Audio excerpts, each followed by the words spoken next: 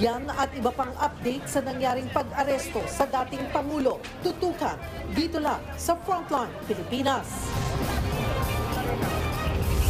Ngayong kalabitang araw ng Marso taong 2025. Dating Pangulong Duterte, kinwestiyon ang legalidad ng pag-aresto habang nasa eroplano. Iwarang. So, you will just have to kill me kung hindi ako papayag. Si Digong, hawak pa rin ng mga otoridad sa Villamor Air Base. Anak niyang si Kitty Duterte, kinundena ang anyay illegal na pagkulong sa kanyang tatay. Ang iba pang update, ihahatid namin live. Mga taga-suporta ni Duterte, nagtipon-tipon sa Davao.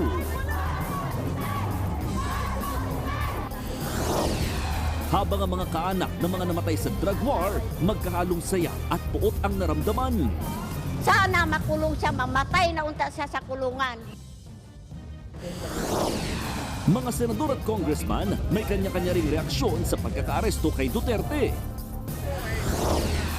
Kampo ni Duterte, naghain ng petisyon sa Korte Suprema para harangin ang pamahalaan na makipagtulungan sa ICC.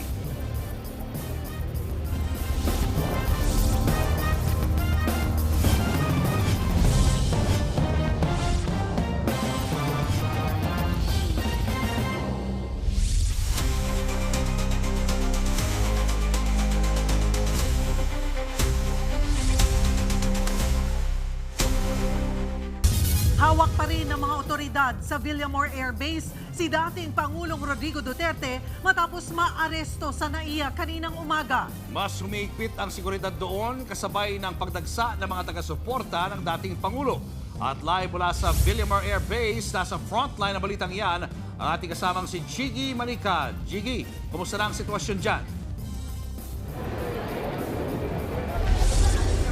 Julius Weng, narito nga tayo sa may Villamor Air Base, partikular dito sa may Gate 5, kung saan nagkakatipon dito ang dalawang grupo, ang mga pulis at itong mga taga-suporta ni dating Pangulong Rodrigo Duterte. Dito sa likuran ko yung mga taga-suporta kung saan kanina ay ilang minuto lang nakakalipas dumating dito si Attorney Trixie Angeles at nanguna siya sa isang maikling pagdadasal at sa kabila nito ay nagpatuloy pa rin yung pagtitipon ng mga grupo dito. Sa may gate mismo, papakita po natin ngayon, pipihit natin tong camera, nakaantabay ang migit kumulang 100 mga miyembro ng Philippine National Police, NCRPO. Bukod pa dyan ay naka-layer naman itong truck ng bumbero ng Bureau of Fire Protection. At ito'y pagpapakita, kumbaga parang statement ng mga otoridad na hindi kayo makakapasok dito, harangan namin ito at babantayan namin ang gate na ito. Makikita rin natin, very interesting ang ginagawa ng mga taga-suporta naman ng dating Pangulo dahil sa kabila ng kanilang pagpupursige na sana'y makita ang dating Pangulo, ay dinadaan nila lahat sa social media na ang ginagamit nila upang maabot ang mas malawak na kumbagay mga kakampi nila sa usaping ito ng pagkakaaresto sa dating Pangulo. At ito marami ang ito'y second batch na kumbaga ng mga pulis na nagbabantay dito. Yung unang batch, pansamantalang pinalitan at pumalit yung sumunod na grupo para tuloy-tuloy yung pagbabantay nila dito. Actually, sa kabila ng gate na ito, dito sumasakay, meron ditong building. Dito sumasakay yung mga, parang holding area ito, sumasakay dito yung mga VIP na mga opisyal ng gobyerno o di kaya ay kung kailangang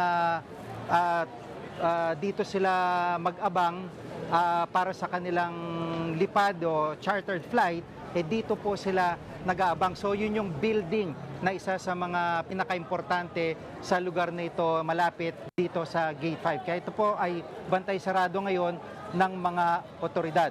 Samantala, sa eroplano pa lamang ay marinang tinutulan ng dating Pangulo ang ginagawang pag-aresto sa kanya dahil wala raw may pakitang dokumento yung mga otoridad na sumusubok na umaresto sa kanya. Bago po yan, tingnan muna natin yung dumating dito.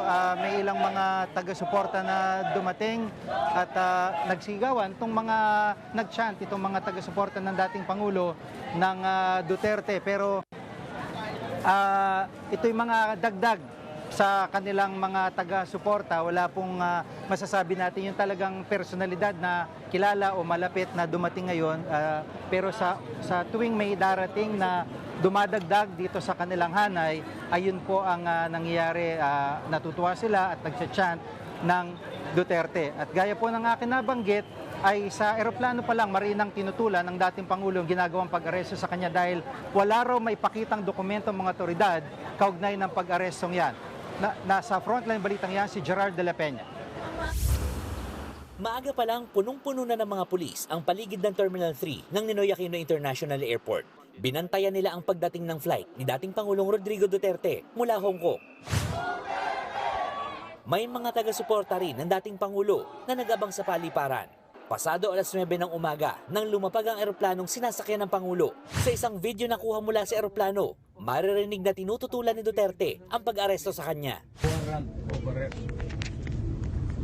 So, you will just have to kill me. Kung hindi ako papayag, kung kakampi ka dyan sa mga puti. We're just going through the process. Kaya nga.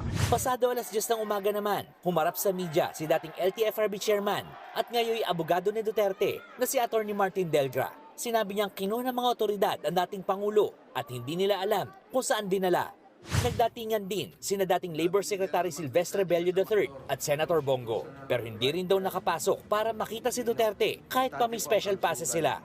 Nandito po ang doktor ni former President Duterte, si Doc Agnes at dalawa pang doktor.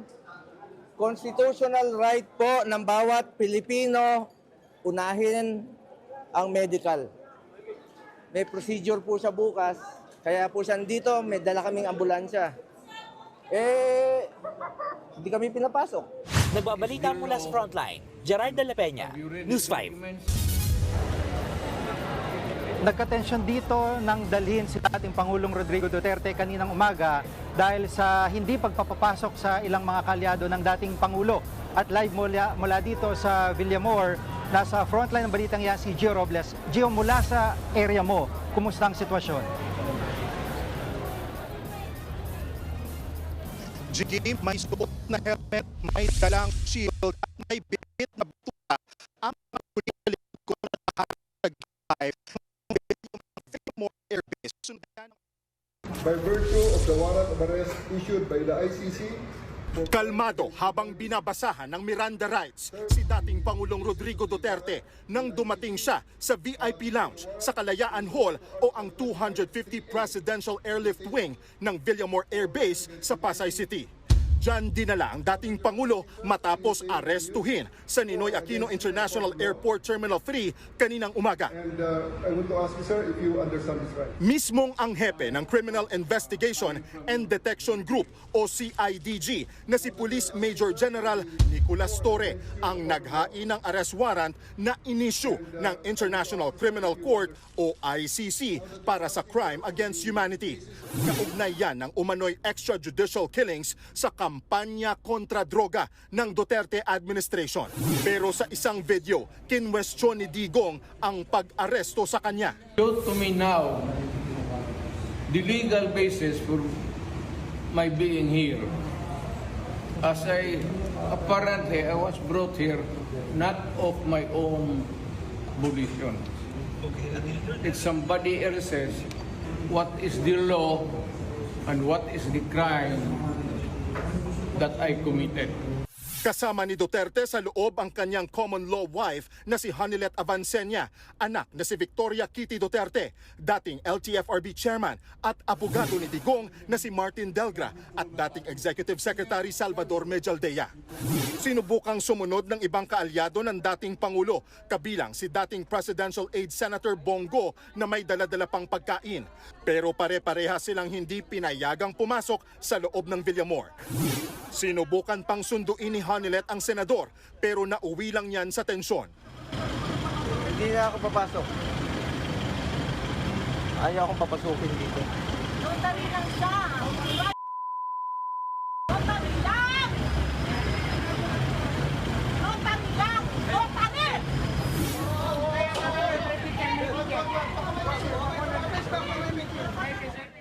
Dito na nagpumilit pumasok si Hanilet at nakipagbalyahan sa mga nakabantay na sundalo.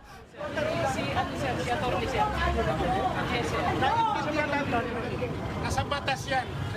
Habang si Go patuloy na nakikiusap para manotaryuhan ang dokumento ng dating Pangulo. Ang mga eksena sa pagpapaaresto kay Digong binatikos ni Go at dating DOLE Secretary Silvestre Bello. The process should be, if there is really a warrant of arrest, it should be given to our Department of Justice para sila mag-implement. Hindi umano makatarungan at hindi dumaan sa tamang proseso ang pag-aresto sa dating Pangulo. Napasugo din sa Villamor ang mga vlogger at taga-suporta ni Digong para magbantay. Anila, hindi sila bayad at bukal sa loob ang kanilang pagpunta sa Villamor. Matapos ang ilang oras na pakiusapan, pinayagan naman makapasok ang 2 doktor ng dating Pangulo para masiguro ang kalusugan nito. Sa isang pahayag, siniguro rin ng palasyo ang kalusugan ng dating Pangulo, pero panawagan ni Go. Bigyan niyo naman po ng konting respeto ang former President Tatay Digong. May mga tatay rin po kayo. Pakiusap ko sa gobyerno, pakiusap ko sa mga kasamahan natin sa gobyerno. Minahal namin kayo noon.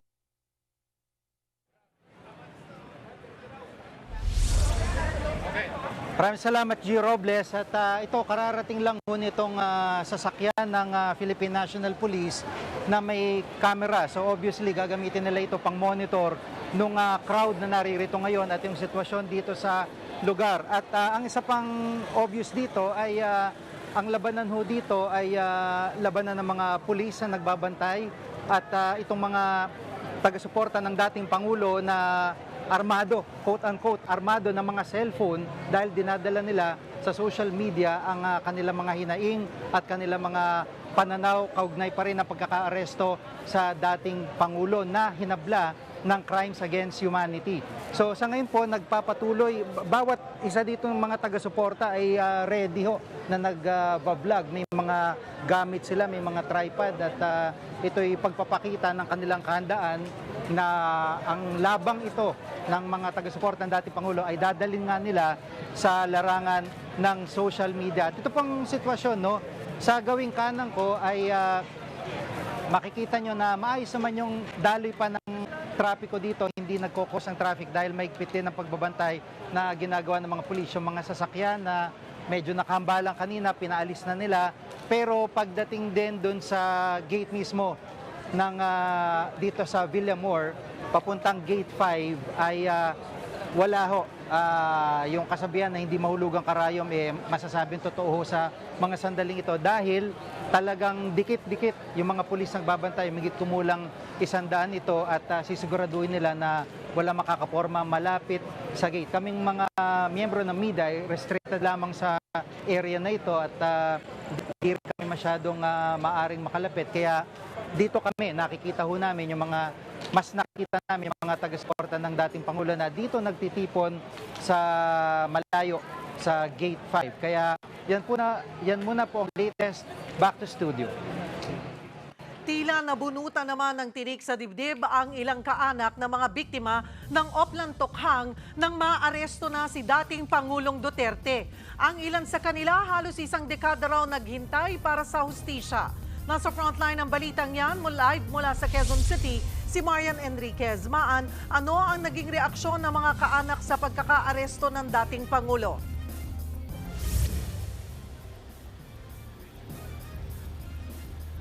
Cheryl, nagsama-sama nga sa misa ng pasasalamat yung mga pamilyang namatayan sa madugong gyera kontra droga sa nakalipas ngang administrasyon ni Pangulong Rodrigo Duterte. At masaya nga yung mga pamilyang ito na naaresto na si Duterte pero hiling nila tuluyan na siya makulong. Sana makulong siya, mamatay na unta siya sa kulungan. Hindi naiwasang maging emosyonal ni Nanay Yunilia Aguilar nang mabalita ang inaresto na ng Interpol si dating Pangulong Rodrigo Duterte matapos isyuhan ng warrant of arrest ng ICC sa kasong crimes against humanity. Isa si Nanay Yunilia sa mga namatayan ng manugang dahil sa Oplan Tokhang. Hirap na kami. Ngayon, nagpasalamat ako nga nahuli na si Duterte. Sana mamatay siya. Di ko matakot og iyaming barilin dito. Nagsimba kanina sa payatas sina Nanay Yunilia at ang iba pang namatayan ng kaanak sa kasagsagan ng war on drugs. Hawak ang mga kandila at litrato ng kanilang mga yumaong kaanak. Sama-sama silang nanalangin na ito na raw sana ang umpisa ng paggulong ng hustisya. Si Nanay Teresita, halos 9 na taon daw hinintay ang magandang balita.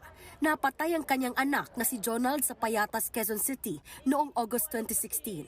Napagbintangan lang daw ang kanyang anak na nagbebenta ng droga. Sa dami po niyang pinapapatay dito sa Pilipinas, dapat sa ganong sitwasyon, sa mga droga na yan, dapat unahan niya yung puno, hindi yung mga ganyang galamay. Inamin naman niya na pag lumaban, patayin niyo. Hindi naman lumaban yung anak ko, may kulong po siya. Bayad po siya sa kasalanan niya. Nagdaos din ng hiwalay na misa sa Sacred Heart Parish ang iba pang pamilya ng mga biktima ng drug war. Kasama sa dumalo sa misa ang tiyuhin ni Kian de los Santos. Aniya, maswerte pa si Digong dahil nabigyan siya ng due process. Yung aking pamangkin hindi nga nadala sa korte. Ang daming akusasyon na binato noong pinatay ito. Mapalad ang ating Pangulo dahil mabibigyan siya ng pagkakataon na ipagtanggol ang kanyang sarili. Para naman kay Father Flavie Villanueva na leader ng Project Paghilom, sa kabila ng mahaba-habang panawagan nila sa katarungan, may kinahinat na raw ang kanilang paglaban. May patutsada rin si Father Flavie laban sa mga nagsasabing hindi makatarungan ang pag-aresto kay Duterte. Ito po, International Criminal Court, walang tao at bayan ang nagdidikta doon. Pati nga si Trump inuusig dito Kaya ito sa inyo. Paano siya inabuso?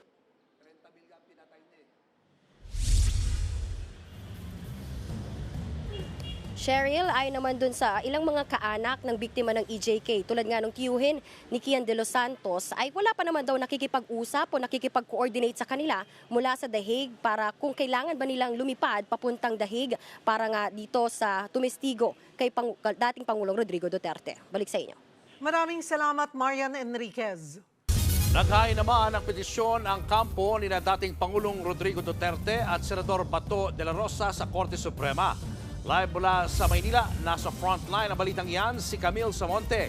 Camille, anong hinihiling ng kampo ni Duterte sa Supreme Court? Julius, dumulog na nga sa Korte Suprema sina dating Pangulong Rodrigo Duterte at Senador Ronald Bato de la Rosa sa pamamagitan ng kanilang abogado para hilingin na itigil ng pamahalaan ang kooperasyon nito sa International Criminal Court at Interpol. Hiniling din sa petisyon ang agarang pagpapalaya kay Duterte dahil illegal at unconstitutional daw ang pag-aresto sa dating Pangulo. Kanina, inihain ni Attorney Israelito Torion na tumatayong legal counsel ni Duterte at De La Rosa ang petition for certiorari and prohibition. Hiniling din nilang maglabas ng temporary restraining order ang SC sa pakikipagtulungan ng pamahalaan sa ICC at Interpol. Wala raw dapat jurisdiksyon ng ICC sa Pilipinas dahil matagal na tayong kumalas dito.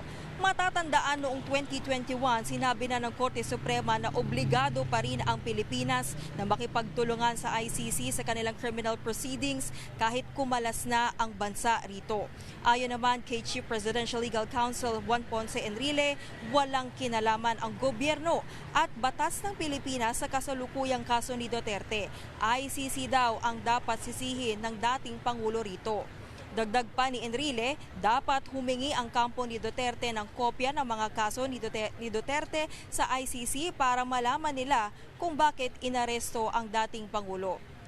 Julius, iginiit naman ni Torion na meron namang korte rito sa bansa at gumagana pa rin ang justice system dito, kaya dapat daw ay dito sampahan ng kaso at litisin sina Duterte at De La Rosa. Natanong din natin si Torion kung nasaan si Senator Ronald De La Rosa dahil isa nga siya, kasama siya sa petitioner dito at wala raw siyang impormasyon kung nasa Maynila o nasa Davao ang senador. Hindi rin niya makumpirma kung meron bang arrest warrant si De La Rosa mula sa ICC. Samantala, kapapasok lang din na balita, agad na tinugunan naman ng SC ang petisyon ni Duterte at ipinag-utos na ng Chief Justice na mairaffle ito ngayong araw. Kaya naman posible nang ma-assign ito sa mahistrado at matalakay ang nilalaman ng petisyon. Julius? Maraming salamat, Camille Samonte. Susunod, live update sa sitwasyon ni dating Pangulong Rodrigo Duterte sa Villamor Air Base. Mga Damawenyo nagtitipon-tipon para kondinahin ang pag-aresto kay Duterte. At dating Pangulong Rodrigo Duterte dadalhin na nga ba sa dahig sa Netherlands? Abangan ang lahat ng yan sa pagbabalik ng Frontline Pilipinas.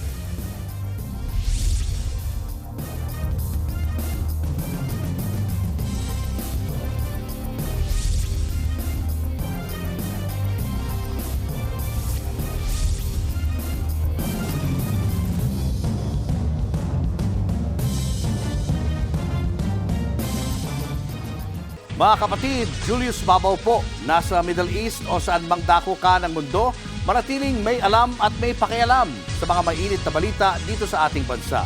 Simulan po natin ang bawat araw sa tuloy-tuloy na balitaan sa Frontline. Mag-follow at mag-subscribe sa social media pages ng News 5.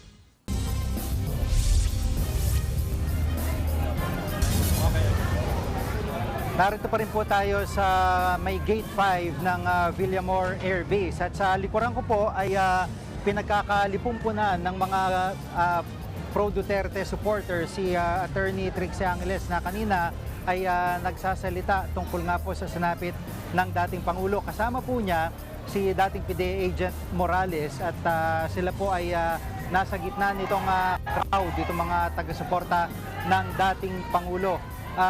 Pinabubulaanan of course nila itong nangyari at itong binibintang na kaso laban sa dating Pangulo. Bukod po dyan ay sinasabi nila ni particular Attorney Angeles na wala talagang jurisdiction itong ICC dito sa Pilipinas, lalo't hindi na miyembro ng ICC ang bansa ngayon. Samantala mula sa Senado, may update naman si Mean Los Baños, kaugnay pa rin po ng sitwasyon naman ni Senator Bato de la Rosa at ng ICC. Mean. Yes, tama ka, Jiggy. Nandito ako sa Senado nakaantabay. Maghapong tinutunton si Senator Bato de la Rosa pero hanggang sa mga oras na ito walang kumpirmasyon kung nasaan nga ba siya. Wala rin siyang sagot sa ating mga tawag o text para sana mahinga ng reaksyon kaugnay sa pagpapaaresto kay dating Pangulong Rodrigo Duterte. Simula pa kaninang umaga, wala tayong tigil sa pagkontak kay Senator Bato de la Rosa. Kadalasan namang mabilis siyang makuha ng interview o pahayag through text o tawag. Pero sa Viber, makikitang huli niya itong chinek noon pang March 9 o Linggo. Nang tawagan natin, Jiggy, cannot be reached na rin ang kanyang linya. Ilang beses din natin kinulit ang kanyang staff pero ayon sa kanyang media officer, walang official statement na ilalabas sa ngayon si Senator Bato. Mag-a-update na lang daw sila oras na may development na. Tinanong ko kung nasa loob pa ba ng ating bansa ang senador pero hindi na tayo sinagot. Sa mga nauna nating interview sa senador, sinabi niyang hindi siya magtatago oras na may ilabas na warrant ang ICC laban sa kanya. Sa ngayon, hindi pa makumpirma kung meron na nga dahil kasama sa mga inireklamo si De La Rosa para sa crimes against humanity sa ICC. Naunang sinabi ni Bato na naniniwala siyang walang jurisdiction ng ICC sa ating bansa kaya hindi raw pwedeng i-enforce ang anumang warrant mula dito. Sabi pa niya noon, naniniwala siya sa sinabi ni Pangulong Bongbong Marcos na hindi niya kikilalanin ang kapangyarihan ng ICC dito sa Pilipinas. Pero nitong Enero, inamin din ni Bato na takot siyang makulong, lalo na kung sa dahig dahil hindi na niya makikita ang kanyang mga apo. Nauna ring sinabi ni De La Rosa na sakaling may lumabas na warrant laban sa kanya ay maglalabas o dapat maglabas ng matibay na stand ang Senado at manatili itong independent. Worst comes to worst, Anya, at may warrant na ma-implement laban sa kanya, hihingi daw siya ng suporta sa tao. Jiggy, naalala mo noong 2018 noong nanganib na maaresto si dating Senador Trillanes, dito siya sa Senado nagkubkob at hindi siya napakialaman ng mga otoridad dahil bawal pumasok sa premises ng Senado kapag in session. Pero hindi natin alam kung kasama yan sa plano ni Senator Bato de la Rosa, lalo't nakabreak ang Senado, walang sesyon, wala pa ring pahayag mula sa liderato ng Senado kung puprotektahan ba si Senator de la Rosa oras na may ICC warrant na ilabas. Jiggy? Maraming salamat, Mayan Los Baños. Samantala, alamin naman po natin ang sitwasyon mula sa Mindanao, partikular ang naging reaksyon ng mga Davaoeño dito sa naging pag-aresto sa dating Pangulo. Narito po ang ating Mindanao correspondent live mula sa frontline na si Bril Montalvo. Bril.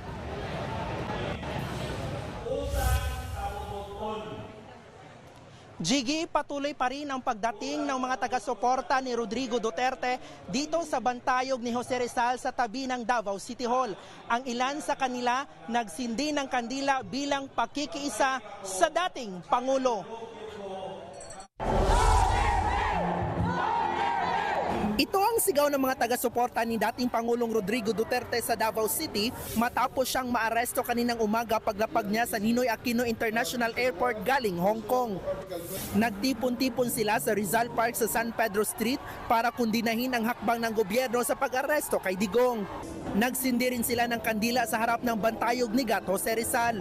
Panawagan ng ilang taga-suporta ng mga Duterte. Nang gagalaiti si Mario sa anyay pagnanakaw ng kasalukuyang administrasyon sa pera ng bayan. Ikaw ganit kawatong ta, imong kritigasyon, imong patyang tigikawat kong kwarta, milyon ang nawala sa tuwa. Ang ibang taga-suporta ng dating Pangulo dumayo pa mula sa Basilan. Sana po magising tayong lahat. Sana po maramdaman natin ang ginawa ng Tatay Digong natin. Sana po sobra po, alam nyo, gaano namin minahal hanggang sa huling patak ng aming dugo po. Ang pagmamahal namin sa mga Duterte po. Yan po. Maraming salamat. Mabuhay po ang mga Duterte. Binatikos naman ni Davao City Mayor Baste Duterte ang pag-aaresto sa kanyang ama. Sa kanyang post sa mga social media account niya, sinabi niyang political maneuver daw iyon ng administrasyon ni Pangulong Bongbong Marcos. Tila pinapatay din daw ang kanyang ama dahil sa iligal na pagka-aresto nito at pagtanggi sa medical care. Ayon naman kay Davao City Vice Mayor Melchor Kitain Jr., politically motivated umano ang pag-aresto kay FPRRD. Para sa akin, it has something to do with that. May connection.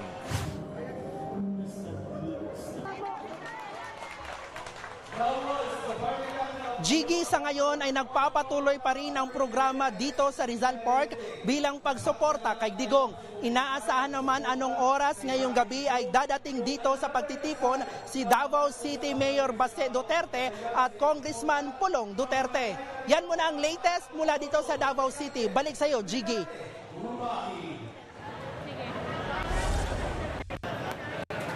Maraming salamat, Bril Montalvo. Samantala, nagpapatuloy na po ang pagtitipon ng mga taga-suporta ng dating Pangulo habang dito ay naka-standby na rin yung ginagamit o yung gagamitin na monitoring equipment ng Philippine National Police. Doon po sa area na yon ay meron hong camera na ise-set up dyan. Ito ay upang makita ng mga otoridad kung anong movement ng crowd dito. Talagang itong Gate 5, bantay sarado ito at walang lumalabas o pumapasok na sasakyan. Ilang oras na ang nakakalipas at naka-standby pa rin itong truck ng Bureau of Fire Protection dito. So pinag-uusapan ngayon ng mga taga-suporta na wala ring alisan ang gagawin nila dito sa kanilang lugar at makikita po natin yan kung hanggang kailan sila magbabantay dito sa may Gate 5 ng Villamor Air Base. Samantala, back to studio. Dismayado ang ilang mambabata sa pagkakaaresto kay dating Pangulong Rodrigo Duterte. Pero ayon sa ilan, hustisya ito para sa mga biktima ng extrajudicial killings. Nasa frontline ng balitang yan, si Mayan Los Baños. So ask me, sir, if you understand his rights.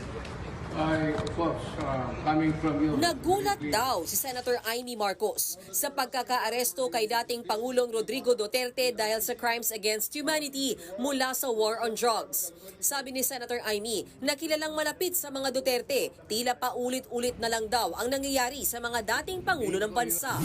Awa nga ako. Paano niyo po nalaman mo? Kasi matanda na, di ba? Parang sa tatay ko, nung nangyari ganun, di nakakaawa din. Gumanda ba ang buhay natin dahil sa pumupolitika?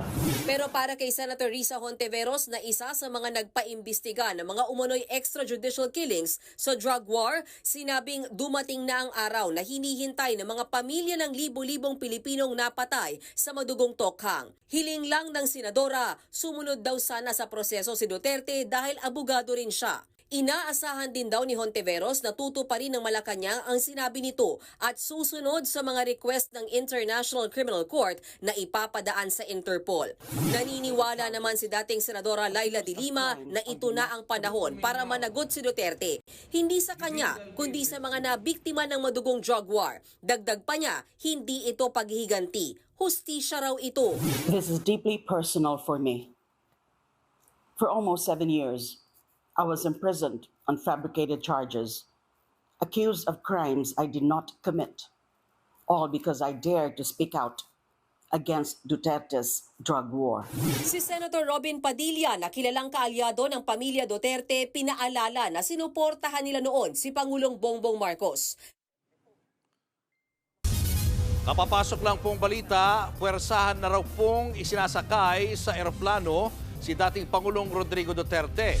Sa IG story ng kanyang anak na si Kitty, makikita si Medialdea. Nakausap si CID Chief Nicolas Torre. At di umano ay puwersahan na raw dinadala si Digong nang hindi kinukonsidera ang kanyang kalusugan.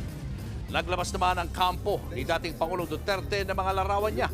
Mahimbing na natutulog ang dating Pangulo sa sofa habang siya ay naka-oxygen.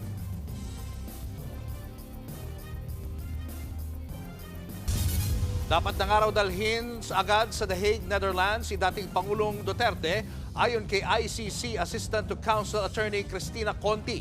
Pero ayon sa isang international law professor, hindi basta-basta maililipad si Digong sa Netherlands. Nasa frontline ng balitang yan si Camille Samonte. March 7 pa inilabas ang arrest warrant ng 3 hukom ng International Criminal Court laban kay dating Pangulong Rodrigo Duterte. Sa kopya ng arrest warrant ng ICC, nakasaad na matibay ang ebidensyang laganap at sistematiko ang utos sa pagbatay ni Digong. Responsable raw si Duterte sa paglabag sa crimes against humanity of murder. Ayon sa ICC, mahalaga na maaresto si Duterte para matiyak ang pagharap niya sa ICC sa The Hague sa Netherlands kung saan didinggin ang kaso. Base raw sa evaluation, hindi makikipagtulungan si Duterte kahit na ipatawag siya ng korte dahil nananatili pa rin siyang makapangyarihan kahit wala na sa pwesto. Dahil sa panganib na kaakibat nito sa mga testigo at witness ng kaso, nararapat lang daw na arestuhin si Duterte alinsunod sa Rome Statute. Idinaan ng ICC sa Interpol katuwang ang PNP at Department of Justice ang paghahain ng arrest warrant kay Duterte. Para kay ICC Assistant to Counsel Cristina Conti, kinakailangan na agad i-turn over ang individual na naaresto sa law enforcement officer ng isang member state at dalhin sa The Hague sa Netherlands sa lalong madaling panahon. Ang hiling namin ay una, ma-turn over siya sa law enforcement agency na member state ng ICC. Pangalawa, kalaunan, eventually, i-transfer na sa The Hague para makapagsimula na yung trial. Pinaghahandaan namin na question na ito whether sa domestic court o kaya sa international court. Pero sabi ng international law professor na si Atty. Romel Bagares, hindi pwedeng basta-bastang dalhin sa Netherlands si Duterte. Kailangan daw ito dumaan muna sa extradition process alinsunod sa Rome Statute. It has to go through national proceedings to ensure that the arrest is actually proper and legal and according to the rules. So national law will be respected by the ICC. You cannot just send someone, especially a Filipino. No, we have rules. Maaari raw makaapekto sa kaso kung hindi masusunod ang proseso. ICC rules mismo nagsasabi na magkaroon ng extradition para malatag na maayos na proper yung pag-aresto at siya yung dapat arestuhin. at dapat siyang ipadala sa The Hague for trial. You really have to do it by the book. Kasi aminin man natin o hindi, totoo talaga na marami pa rin may simpatiya sa Pangulong Duterte, di ba? So the only way actually to assuage the fears of people is to actually go through the legal process. Para masabi na walang shortcut dyan. Nagbabalita mula sa Frontline, Camille Samonte, News 5. At kaugnay pa rin ng pag-aresto kay dating Pangulong Rodrigo Duterte, magkakausap natin si ICC Assistant to Counsel, Attorney Cristina Conti. Good evening, Attorney Conti. Yes, evening. Apo, ang inyo pong hiling ay ma-transfer agad-agad si dating Pangulong Duterte sa The Hague. Pero ang sinasabi po, ang tamang proseso ay kailangan pa raw dumaan sa extradition process po si dating Pangulong Duterte bago ilipat po sa Netherlands. Your reaction to that? The proper term would be surrender. That is a little bit different from extradition because that's a separate legal process. Pero it is similar, yes. There are processes that the custodial state has to do. Sa ngayon, tayo ang arrestee at custodial state. Tayo ang aresto at tayo ang may hawak ng kanyang kustodya. Under Article 59 of the Rome Statute, may mga kailangang proseso. Pero sabi ng Pilipinas, hindi na tayo susunod dito. And the extent of our cooperation will be only as to arrest. And so the closest or the possible, this is a new thing. Hindi, the first time na may former member na nag-execute ng warrant, parang, paano ba to? Kung ang sasabihin ng Pilipinas, hindi na nila masusunod ang Rome Statute, the best way forward is to transfer the custody, have the custodial state, do the processes according to number 2 of Article 59.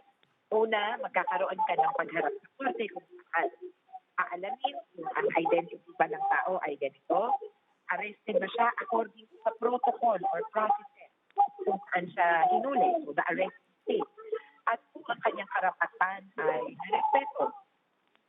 Sa ngayon, sino ang estadong umaresto at sino ang estadong may hawak na kanya pareho. What we are saying is that custodial state. He could also be transferred to member state, other member states of the ICC. And that state will process him accordingly. Attorney Conti, humiling po ang Duterte camp sa Korte Suprema na maglabas ng temporary restraining order sa pakikipagtulungan po ng pamahalaan sa ICC at Interpol. Ano rin ho ang inyong reaksyon dito? Karapatan niya yan. Huli nga namin pahayag ay maaari siyang mag-avail ng lahat ng remedyo na kailangan niyang gawin. Pero nakaantabay kami, mga abogado ng biktima, para siguraduhin na yung interest naman ng mga biktima ay mangibabaw din. Si Duterte sa ngayon ay,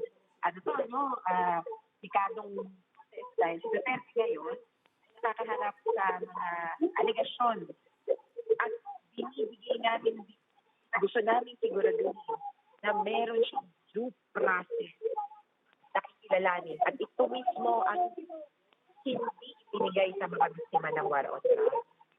Kaya kami rin mismo ay gusto namin maayos ang kanyang pagkakaproseso at nagbibigay kami ng viable na mga pwedeng gawin.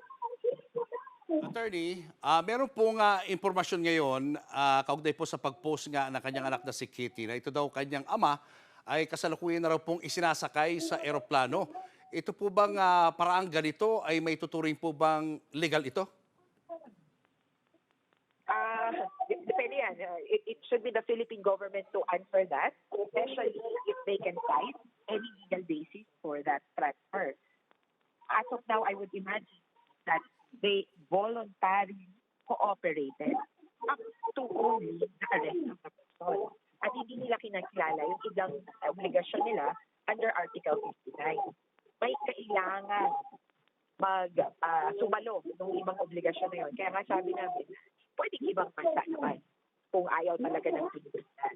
Mahirap naman ng pipilitin kasi yun naman, dito, pagpilitan, problema. Kaya, eksena, perfect yung timing dito sa court, lalo na kung mabilis silang makaka-action.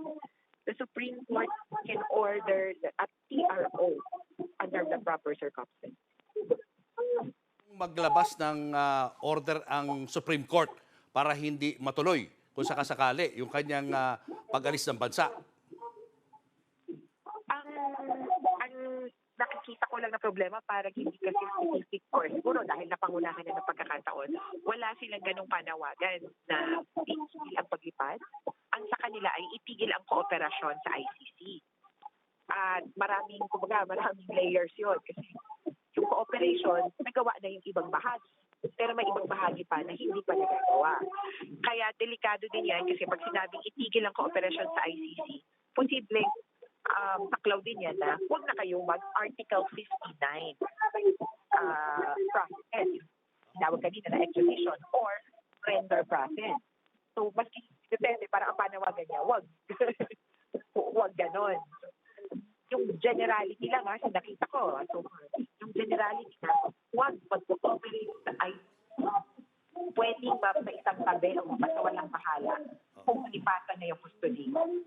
Attorney Conti, ihahabol ko lamang po, ang sinasabi niyo po ba ay, eto nga po, base doon sa post, kung ililipad na po ngayong gabi, papuntang The Hague, Netherlands, si dating Pangulong Duterte bilang abogado na rin po, ay wala po tayong nalalabag doon? Yes, again, depende kung ano yung basihan ng Philippine State. Pero hindi nila pwedeng basta-basta kasing itapon ng isang tao. Ang pwede nilang basihan ay there is a warrant of arrest issued by the International Criminal Court and we're transferring custody to initially the Netherlands, a member state of the ICC, for eventual transmission or surrender. Surrender to the International Criminal Court. Pero kung sakaling attorney, matutuloy nga ito, no? Itong pag-alis ng Pangulo, no guarantees po na dalhin siya sa The Hague. Pwedeng sa ibang ICC member countries siya dadalhin. Ako tingin ko, oo. Posibleng i-transfer yung custody niya sa ibang ICC member countries. Or mas mainam yun na member countries para siguraduhin na yung proseso sa Rome Statute ay magawa. Alright, marami pong salamat sa inyong oras sa ICC Assistant to Counsel Attorney Cristina Conti. Balikan po natin ang breaking news kanina na puwersahan ng araw na isinasakay sa eroplano si dating Pangulong Duterte. Pakinggan po natin ang IG story ng kanyang anak na si Kitty kung saan makikita si dating Executive Secretary Salvador Medialdea na kausap si CIDG Chief Nicolas Torre. Our obligations under the okay, sir? Sir, ganito. Let us follow the Ito na ang sinasabi ko, sir, na we can do this the hard way. We can do this the easy way. The easy way, sir, is for you to choose 3 people to accompany PRR to the plane. May bus dyan, and he's going to the plane. Okay, sir. The hard way. What plane is this, sir? Ma'am, chartered flight. Chartered flight from... Okay. So we need The hard to way. know. We The hard- need to know ma'am, where you're ma'am, bringing our president. Ma'am, the hard way. Sir, we need to know. Please give Ma'am, us information makinig ka muna, ma'am. where you are bringing Wala sa pay grade ko yan, ma'am. Tagalogin na natin. Sabihin nyo kung saan siya dalahin. The hard way. The hard way. po kami. Warasahan na raw dinadala ang dating Pangulo nang hindi kinukonsidera ang kanyang kalusugan at lagdabas naman ang kampo ni dating Pangulong Duterte na mga larawan niya kung saan mahimbing na natutulog ang dating Pangulo sa sofa habang siya po ay naka-oxygen. Tala, balikan po natin si Jiggy Manicad sa Villamor Air Base. Jiggy, kumusta ang sitwasyon dyan? Mula umaga hanggang sa mga sandaling ito ay hindi pa rin po bumabaklas itong mga taga-suporta ni dating Pangulong Rodrigo Duterte dito sa harapan ng Gate 5 ng Villamor.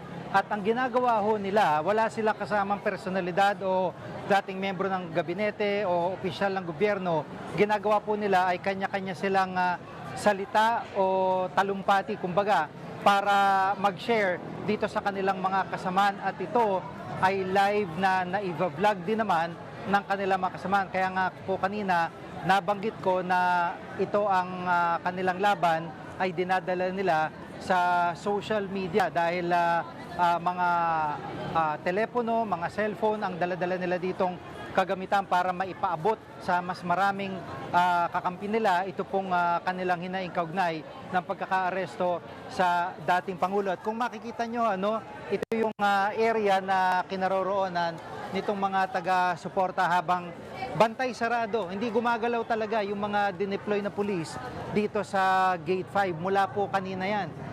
Diyan lang sila sa kanilang kinatatayuan nang sila'y Romeliebo bandang alas 4, alas 5 ng hapon, wala nang lipatan, walang galawan yung mga membro ng PNP na iyan, at ito ring truck ng bumbero dito sa ating harapan. Kaya kahit papano nakausad sa bandang unahan ng konti itong mga taga-suporta ng dating Pangulo dahil kanina ay nandito sila sa ating kinatatayan. Pero ngayon ay nandun na sila banda-banda at di naman sila sinasaway, pero matindi ang observation na ginagawa sa kanilang otoridad. Kasi kanina nakita ho natin na may mga nakahalo na plainclothes policemen at mga sundalo na nag-iikot-ikot din sa kanilang mga hanay. So binabantayan sila kahit naandito sa lugar, at binabantayan na matindi rin yung pong gate na maaari naman nilang lapitan o kaya puntahan dahil alam ng lahat na nandun sa holding area si dating Pangulong Duterte, parang VIP lounge ng Villamor Air Base na tinatambayan ng mga general kung sila po ay nag-aantay ng kanilang flight o kanilang lipad. Samantala, babalikan po natin ang sitwasyon dito. Back to studio. Ang iba pang mainit na update sa pag-aresto kay dating Pangulong Duterte, abangan sa pagbabalik ng Frontline Pilipinas.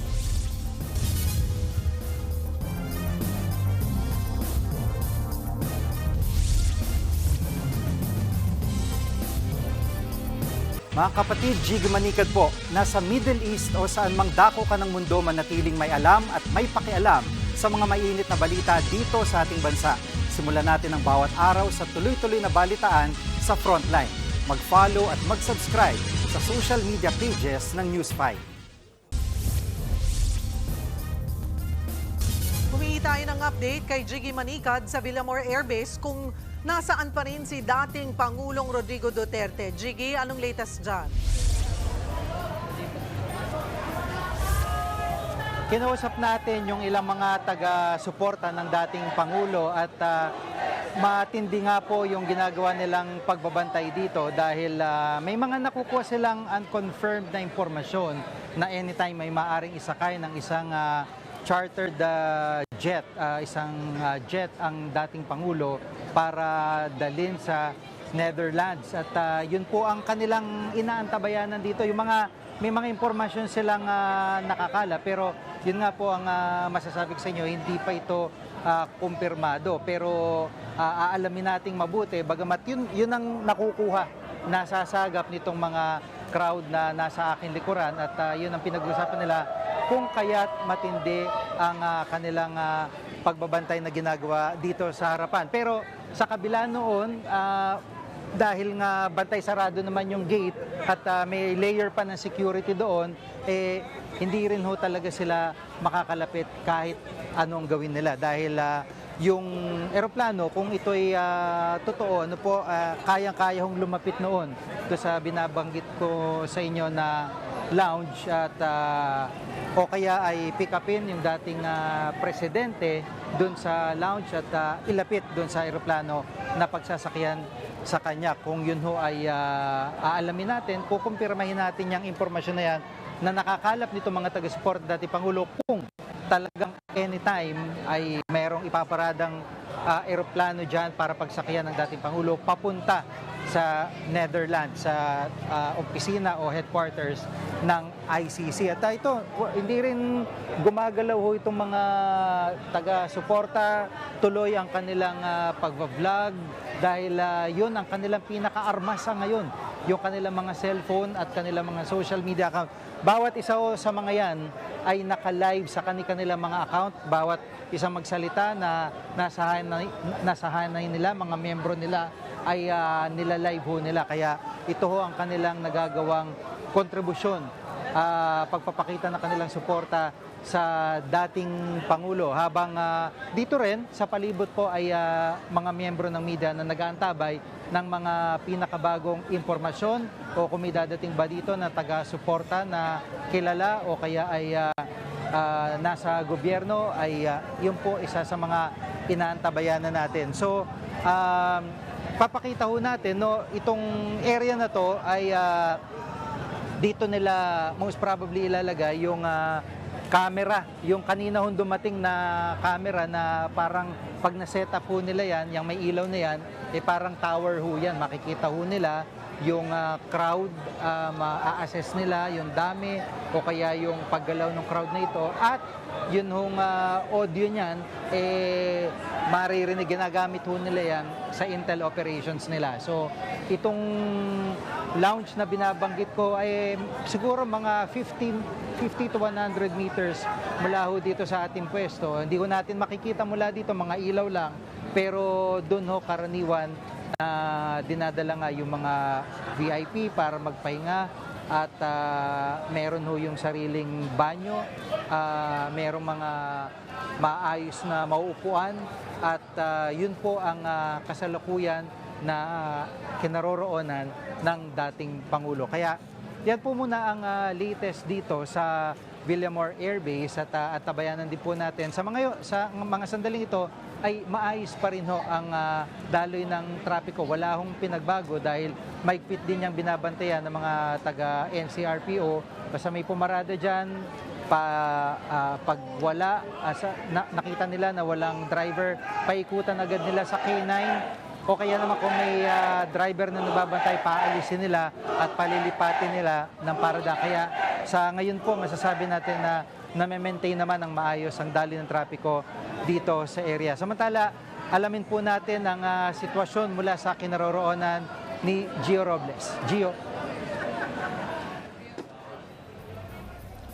Jiggy, gaya nga ng nabanggit mo mula sa reliable source ng News 5 ay may inihahanda ng Learjet na papunta na ngayon sa presidential hangar na malapit sa Villamor Air Base kung saan posibleng isakay si Pangulong Rodrigo Duterte. Pero bago yan kanina, naglabas ng video yung bunsong anak ni Digong na si Kitty Duterte kung saan ipinapakita na kausap ni CIDG Chief General Torre si dating Executive Secretary Medjal Dea. Sa video na yon, maririnig natin na sinasabi ni Torre na escortan daw sa eroplano itong si Duterte pero hindi sinabi kung saan dadalhin. Yung sabi lang ni Torre ay isa itong chartered flight. Doon din sa parehong video, sinasabi rin ni Torre o pinapapili sila if it's the hard way o easy way.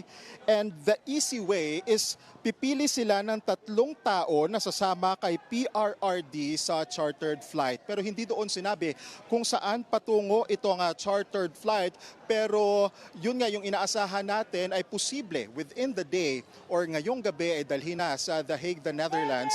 Ito nga si dating Pangulong Rodrigo Duterte kung saan nga yung headquarters ng International Criminal Court o ICC. Maririnig ninyo dito sa paligid ko ay tuloy-tuloy yung mga taga-suporta ni Pangulong Rodrigo Duterte sa pagsigaw ng Duterte, Duterte, Duterte. Kanina may mga nakausap din tayo kasi paunti-unti nga habang lumalalim yung gabi ay mas dumadami yung mga taga-suporta at mga vloggers na pumupunta dito sa Villamor Air Base. Kanina natanong natin yung ilan. Sabi daw nila ay bukal sa loob nila yung pagpunta nila dito at hindi nga sila binayaran. Doon naman sa dulo ay nakabantay pa rin itong mga pulis na may dalang shield, nakasuot ng helmet at may mga batuta. Nakaharang sila doon sa Gate 5 ng Villamor Air Base. At simula kanina, nung dumating naman si Vice President Sara Duterte mula Hong Kong, mga 3:00 ng hapon yan, ay hanggang sa ngayon ay hindi pa rin siya nakikita dito sa Villamor or dito within our area at wala pa ring impormasyon kung na-meet niya na nga yung kanyang ama na si dating Pangulong Rodrigo Duterte. Pero ayon din sa isang reliable source natin kanina ay mula nga sa NAIA ay umuwi daw muna si Vice President Sara Duterte sa San Juan, and we don't know kung anong oras nga siya pupunta dito sa Villamor. Jiggy.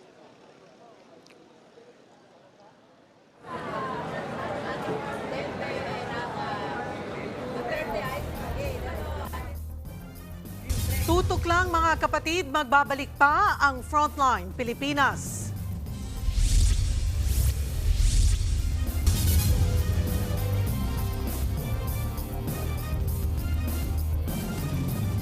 Mga kapatid, Jiggy Manikad po, nasa Middle East o saan mang dako ka ng mundo, manatiling may alam at may pakialam sa mga mainit na balita dito sa ating bansa. Simulan natin ang bawat araw sa tuloy-tuloy na balitaan sa Frontline. Mag-follow at mag-subscribe sa social media pages ng News 5. Bago natin balikan ang mga kaganapan sa Villamor Air Base, ano nga ba ang kasong kinakarap ni dating Pangulong Rodrigo Duterte sa ICC? Himayin natin yan sa Frontline Report ni Ed Lingao. Sa arrest warrant nilabas ng pretrial chamber ng International Criminal Court, crimes against humanity na murder ang kinakaharap na kaso ni dating Pangulong Duterte. Sinabi ng ICC na malinaw na isang state policy ang pag-atake sa civilian population mula na maging alkalde si Duterte sa Davao City hanggang sa maging Pangulo siya ng Pilipinas. Ang atake raw na ito ay widespread at systematic kung saan ilang libo ang pinatay. Dagdag pa ng pretrial chamber, may reasonable grounds na paniwalaan na si Duterte nga ang founder ng tinaguriang Davao Death Squad. At itong Death Squad ay kanyang inimport on a national scale ng mahalal na Pangulo ng Pilipinas. Nag-alok din daw siya ng financial incentives at mga promosyon para sa pagpatay sa mga suspect at nangako ng immunity sa mga makakapatay. At hayagang pinomote daw ni Duterte sa publiko ang pagpatay sa mga drug suspects. Dahil dito, may basehan daw ang pretrial chamber na isa si Duterte sa mga indirect co-perpetrators ng crimes against humanity na murder. Sa ngayon, meron ng 32 kasong inihain sa International Criminal Court mula nang itatag ito noong 2002. Ang dalawa sa kanila na-convict na sa salang crimes against humanity. Si Al-Hassan Abdul Aziz ng Mali na sinentensya ng 10 taong pagkakulong dahil sa torture and mutilation bilang hepe ng Islamic Police sa Mali. At ang Congolese warlord na si Germain Katanga na sinentensya ng 12 taon. May 6 pa na pending cases ng crimes against humanity sa ICC, kasamang dating military commander sa si Alfred Yekatom at Mohamed Said Abdelkani ng Central African Republic, si Dominic Ongwen ng Uganda, dating hepe ng Lord's Resistance Army, at si Ali Mohammed Al-Rahman ng Darfur, Sudan.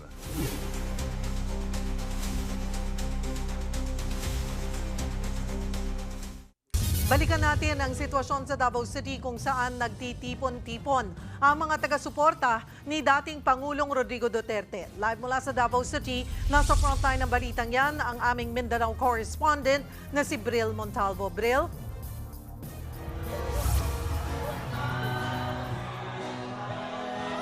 Cheryl, nagpapatuloy pa rin ang programa dito sa harapan ng bantayog ni Gat Jose Rizal sa San Pedro Street sa Davao City bilang pagsuporta kay dating Pangulong Rodrigo Duterte. Kung maririnig mo, Cheryl, sa aking likuran ay patuloy ang isinagawang kantahan at kanina ay may speech ang ilan sa mga lokal na personalidad at mga barangay kapitan ng lungsod bilang pagkundina sa ginawang pag-aresto kay Digong kaninang umaga. Patuloy pa rin ang pagdagsa ng mga Dabawenyo dito sa San Pedro Square para makilahok sa nasabing pagtitipon. Nagdala din ng mga kandila ang bawat Dabawenyong pumunta dito para sa candle lighting activity.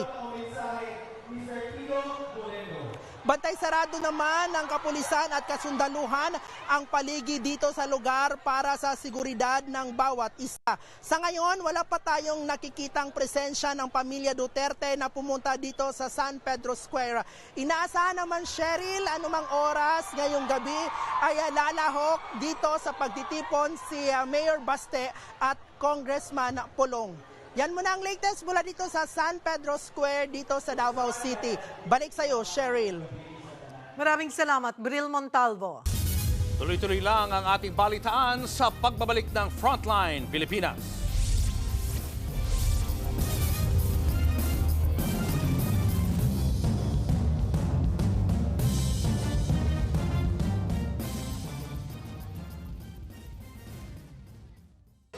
Mga kapatid, Cheryl Cosim po. Nasa Estados Unidos, Canada o saan man dako ka ng mundo, manatiling may alam at may pakialam sa mga maiinit na balita dito sa ating bansa. Simulan natin ang bawat araw sa tuloy-tuloy na balitaan sa Frontline. Mag-follow at mag-subscribe sa social media pages ng News 5.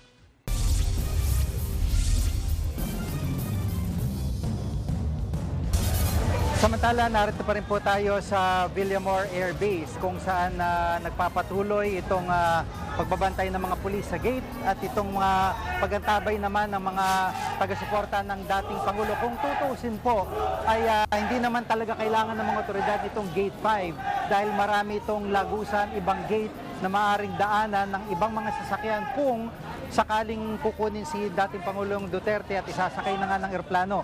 Kanina may impormasyon na nakalap itong mga taga-suporta ng dating Pangulo na anytime ay may aeroplano, chartered flight na magdadala sa dating Pangulo sa Netherlands. Kanina rin, meron pong ibang impormasyon na nakuha tayo mula sa mga taga-suporta na mula po dito sa Villamor ay ililipad ang dating Pangulo papuntang Clark at doon talaga daw di umano magmumula yung eroplano na magdadala naman sa Netherlands. So yung binabantayang gate ng mga taga-suporta ay hindi ho yan problema sa mga otoridad dahil gaya nga po nakakanabanggit, maraming lagusan itong airport at ang mga kumbaga road network nito ay magkakasanga, maraming gate na maaaring daanan at hindi nila mapapansin na wala na dito ang dating Pangulo. So ngayon ay chanting ng Duterte itong mga taga-suporta ng dating Pangulo at kaya nga po rin ang aking nabanggit ay bagamat wala silang laban sa mga kalasag at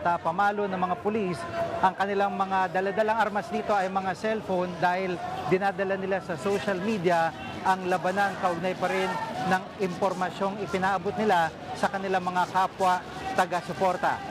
At yan po na ang latest mula dito sa Villamor. Julius, Cheryl. Maraming salamat, Jiggy. Samantala, kapapasok lamang na balita, naglabas na ng pahayag si VP Sara kaugnay sa pag-aresto kay dating Pangulong Duterte. Ayon kay VP Sara, isang tahasang paglabag sa ating soberanya at insulto sa bawat Pilipino ang nangyaring pag-aresto sa dating Pangulo. At ang malalang araw ay hindi ibinigay sa kanyang ama ang kanyang mga karapatan. Hindi raw ito makatarungan, kundi isang pag-uusig. So antabayanan po natin ang iba pa mga kaganapan dyan sa Villamor Air Base sa kabuuan po ng mga programa dito sa TV5, sa 1PH. At sa 1 News. At 1 News. At yan ang mga balita at impormasyon dapat nyo malaman sa araw dito. Mga balita para sa mga may alam at may pakialam. Kami ang inyong mga kasangga sa Frontline Pilipinas.